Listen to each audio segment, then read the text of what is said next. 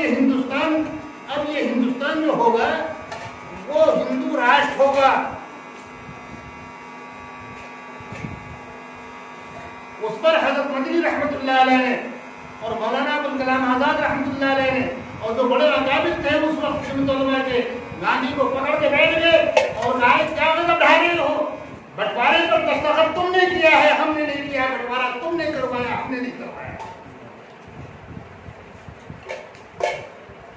और आखिरी दम तक लड़ते रहे इस मुल्क का हिंदू राष्ट्र को।